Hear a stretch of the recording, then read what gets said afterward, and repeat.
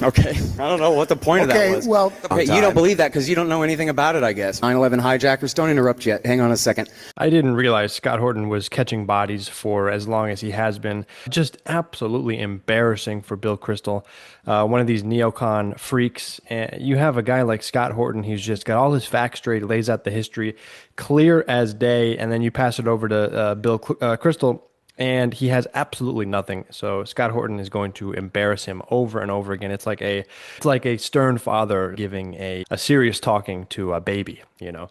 Anyway, so some interesting moments in this clip. Go ahead and enjoy, take a look, go watch the full debate if you haven't seen it, and let me know your thoughts in the comments. I want to take my moderator's prerogative to ask a question of Scott.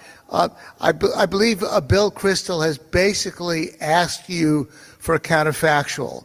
And of course, you guys are sometimes talking about more than a century's worth of military foreign policy. I'm wondering, Scott, if you could take it from 9/11. Like there was a question, 9/11 happened.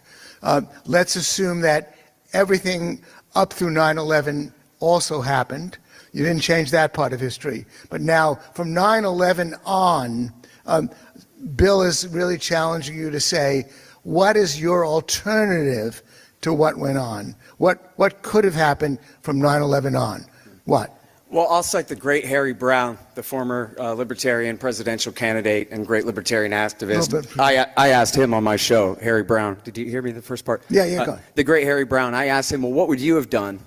And he would have called off the policies that caused the attack in the first place. But assuming the attack, what he would have done was he would have negotiated in good faith with the Taliban, who hated bin Laden and al-Qaeda and wanted rid of him, instead of refusing the Taliban's offers to negotiate, as George Bush did for almost a solid month in the lead up to the start of the war.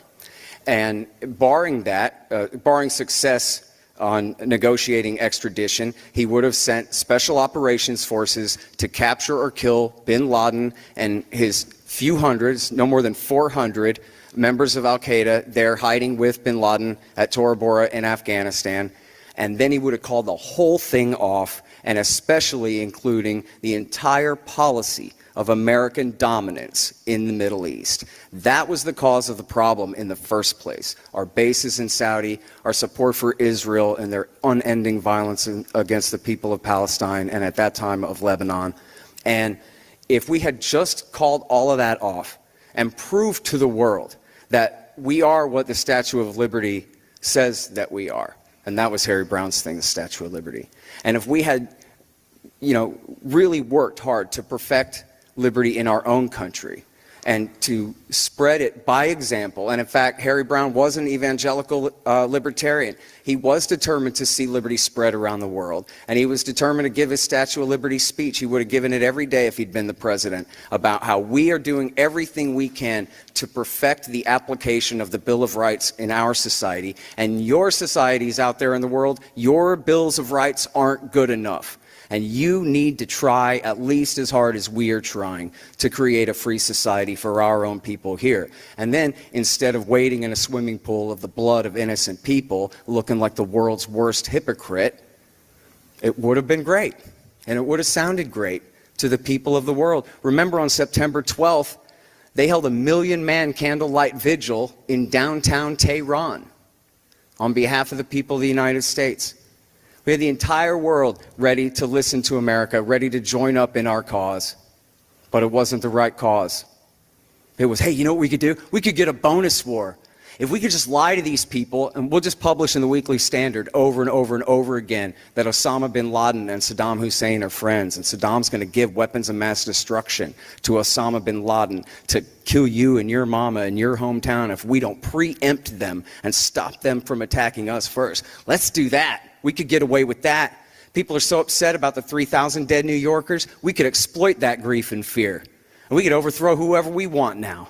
On to Baghdad against who? The guy in the French beret and the clean-shaven chin and the olive green military uniform, who they could have just sent Colin Powell. The Secretary of State at the time was a 4-star general, former chairman of the Joint Chiefs of Staff. I think he was tough enough to handle Saddam.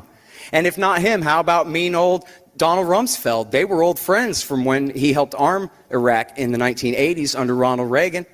They couldn't have just gone over there and read the riot act to Saddam and put him in line. No, remember Dick Cheney said, we can't talk to evil because that will, justify it.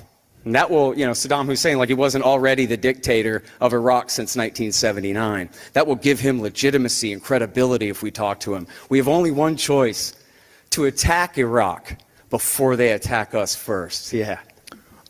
Bill, please take the mic up. And do you want to comment on Scott's reply? Our policies did not cause 9/11. Our policies did not cause Assad to use poison gas against his own people and kill 500,000 of them. Our policies did not cause Putin to kill journalists and to crush freedom in Russia. I mean, Mr. Horton may believe that the U.S. is the source and cause of evil in the world. I disagree. Okay. I don't know if you want to have another dialogue about that briefly. Go ahead. Yeah, and then we'll. Yeah. Well, the men who did 9/11 were responsible for 9/11, but they were motivated by American foreign policy. And I actually just went back and watched the CNN interview of bin Laden from 1998 or 96. And the whole story is, well, they hate our bases in Saudi Arabia and our support for Israel. Back to you in the studio, Jimmy. Because nobody said they hate us for our freedom. They hate us because their radical Islamic beliefs make them hate those who are good and innocent and beautiful and love their mama. No one had told that lie yet. So it was just plain and simple. You think the Taliban are doing what they're doing right now in Afghanistan because they hate, what do they hate? We got out of Afghanistan. Well, the Taliban aren't attacking us. I don't know what you're talking about. They were attacking us until we left, and then they stopped. No, I'm saying, do you think that there's going to be liberty and freedom, that young girls in Afghanistan will have opportunities and the like? No. Okay, I don't know what the point of that was. Well, the point of that is that liberty matters around the world, that bin Laden was not provoked by, I don't believe, our having some bases in Saudi Arabia that we had had for an awful long time, or by our supporting Israel, which had been there for an awful long time. You don't believe that because you don't know anything about it, I guess. Why don't you read the Declaration of War from 1996 and 1998? Or, better yet, read Perfect Soldiers by Terry McDermott. It's the biography of the Hamburg cell of 9/11 hijackers. Don't interrupt yet. Hang on a second. Mohammed Atta, the lead hijacker on September 11th, he joined Al-Qaeda, decided to join Al-Qaeda and attack the United States when Israel invaded Lebanon in 1996 in Operation Grapes of Wrath. And a couple of months later, Osama bin Laden put out his declaration of war, declaring war against the United States and ranting on and on about the Qana massacre of 106 dead civilians killed by the Israelis hiding in a UN shelter. And that was when Mohammed Atta and his friend Ramzi bin al-Shibh decided they wanted to join Al-Qaeda. They then went and traveled to Afghanistan, met bin Laden, joined the group, and were recruited to carry out the planes operation against the United States of America. So even if you want to pretend to believe that all bin Laden cared about was that we didn't all want to convert to his religion or something else, his recruitment shtick was, these people are hurting our people. Simple as that. Bill? There have always been injustices in the world which allow evil men to recruit others to work to serve them. I mean, obviously Hitler took advantage of Versailles. I think, again, that was us stepping back, incidentally, in 1919, not imposing something on as much as maybe we should have to make sure there was a more just peace. The fact that evil men take advantage of past injustices, grievances, insoluble conflicts does not mean that we then withdraw and hope that those evil men do nothing evil? It means we should stop doing evil and terrible things that provoke them. We did. Well, that's ridiculous. That's where I'm just, okay, fine. I'm just going to say, I do not believe that we did evil things that provoked 9/11. Okay, thank you both. That was a good and lively exchange.